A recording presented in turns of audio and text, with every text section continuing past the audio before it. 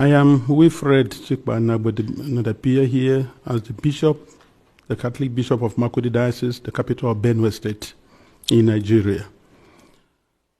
I am the shepherd of one of the 4 dioceses, Catholic dioceses in Benue. We have others, Anglican, Methodist, and Pentecostals, which certainly Benue State has a population of about 6.1 million people, 2 million of whom are those under my care as the Bishop of the Diocese.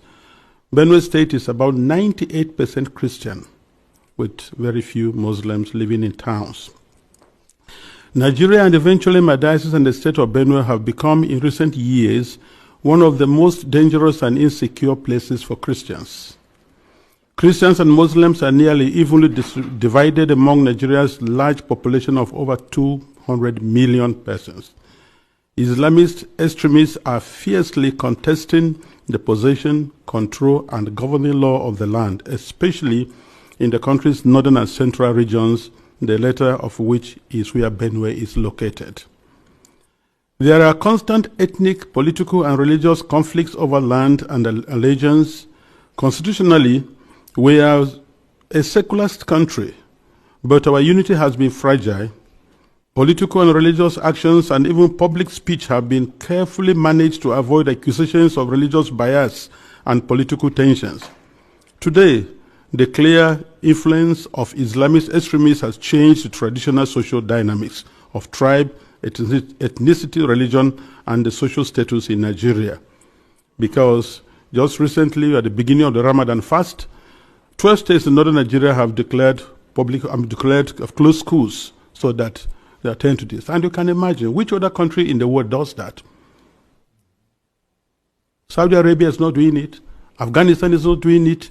Baghdad is not doing it, but then Nigeria is practicing. What kind of Islam are they practicing? 12 states, and not only Muslims are living in these places.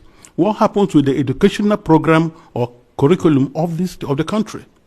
But this is what we are going through every day in Nigeria. A long-term Islamic agenda to homogenize the population has been implemented over several presidencies through a strategy to reduce and eventually eliminate the Christian identity of half of the population. This strategy includes both violent and non-violent actions, such as the exclusion of Christians from positions of power and adoption of such church members, the raping of women, the killing and exploitation of Christians, the destruction of churches and farmlands of Christian farmers, followed by the occupation of such lands by the Fulani herders, and also changing the names of these villages. They are taking over the places, so you clearly see an expansionist approach and Islamic, and then they are making the people now flee and leave their villages, and they conquer it. The quest to Islamalize the land appears high on the agenda of some of the powerful and influential Muslims in Nigeria. There is a campaign to take land to spread Islam, and there is the hemorrhaging of Christian farmers from the central region of Nigeria and Benue State, and Makurdi Diocese in particular, as they are forced to abandon fertile lands that use to feed the nation, which classify Benue as the food basket of the nation. Militant Fulani herdsmen are terrorists destroying society. They steal and vandalize, they kill and boast about it. They kidnap and rape, and they enjoy total impunity from the elected authorities. None of them have been arrested and brought to justice. This is supported by the corrupt system in which we operate and the abject poverty among us, which allow the criminals to easily attract more recruits and prey on more victims. Why is this happening? Is it really a religious war? Like in the past, many jihadists are motivated less by religion than by spoils of war and use their religion to impose themselves. In my diocese, the spoils consist mainly of fertile, well-tended land organized around my parishes or so. The jihadists come and adopt and kill the priests, leaving thousands without support and basic human services. And of course, when they disperse the people, the inhabitants, or the citizens, or the people of the lands, they take over.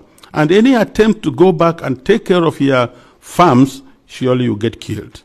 The Makurdi Diocese in Benue State has been the epicenter of the invasion by these herders, who are more like hired guns of cattle oligarchies, who manipulate religion to rally the headers to eliminate the Christian population and cleanse the land in the name of Islam.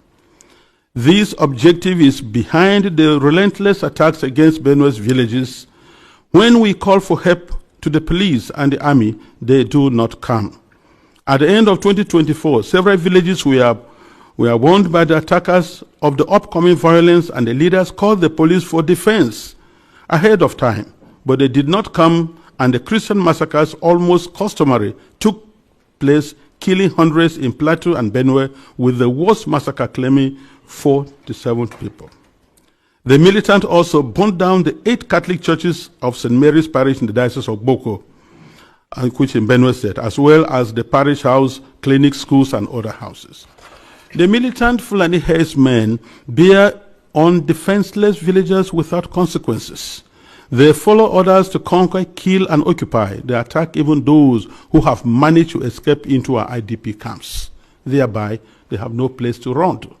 And it is unfortunate that the police system in Nigeria, orders have to come from above. And such that once there's a call, and they say they have never responded. And by the time they arrive, these people have left, and the people are now living in the pool of their blood.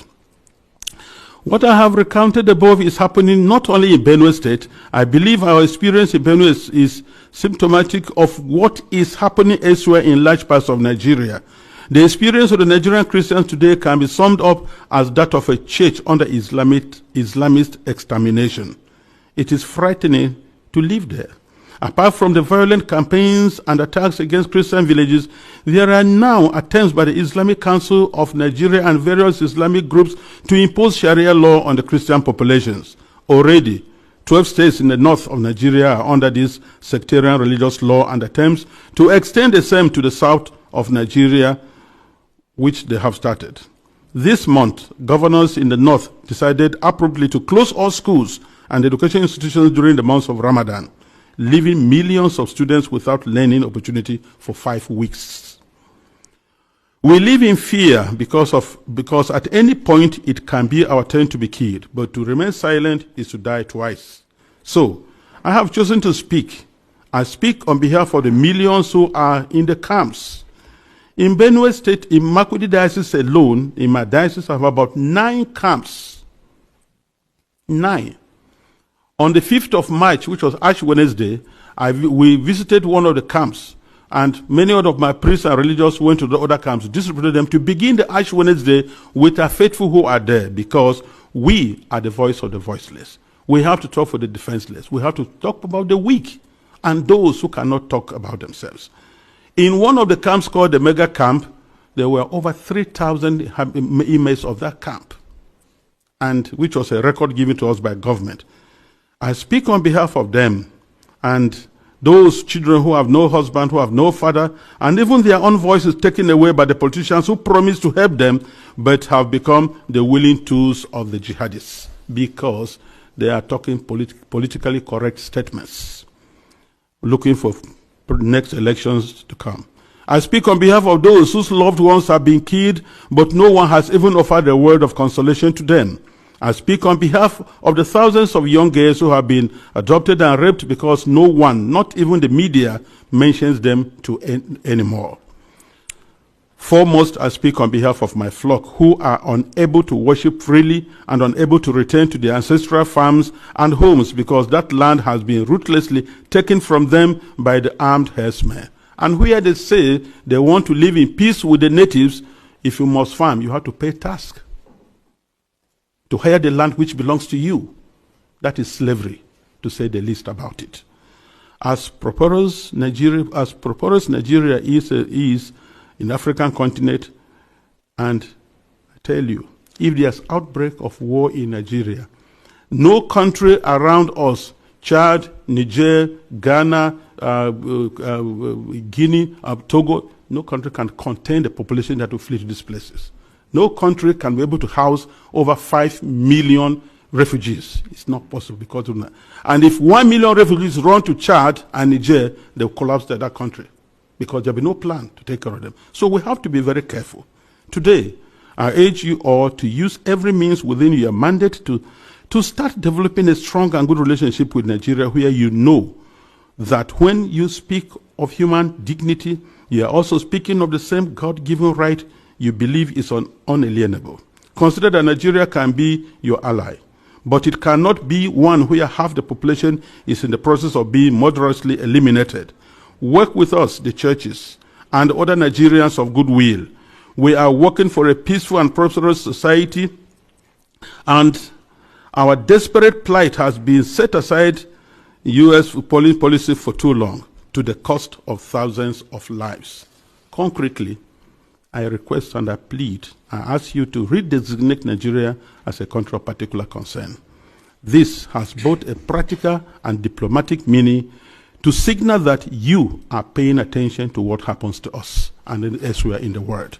Because the policies the government is trying to put in place, so that to return the IDPs, build camps for them, relocate them from their homes, it is not durable and it will not work, because the government has already the population that is not able to take care of. And then you have over millions of people in the camps, and you want to relocate them to where? And if you do, let's take that you do. How many houses or rooms will you give me who has 5 children, another one has 3, another one has 2, and what will I be doing for a living? These people previously never begged anybody for food. They were managing their lives, training their children, and building their homes. So nobody should have deceived us on the guys that you're going to resettle the IDPs. They have no jobs. So where you say them, what will be their place? And by the way, the fundamental question remains, if you resettle them to other camps or build places for them, what happens with the ancestral lands? Who takes care of them? And this is whereby I feel the government is complicit on this issue. Because these terrorists, Fulanis, displace them, kill people, and then occupy the place, and then change names, nomenclatures of these towns. For what reason?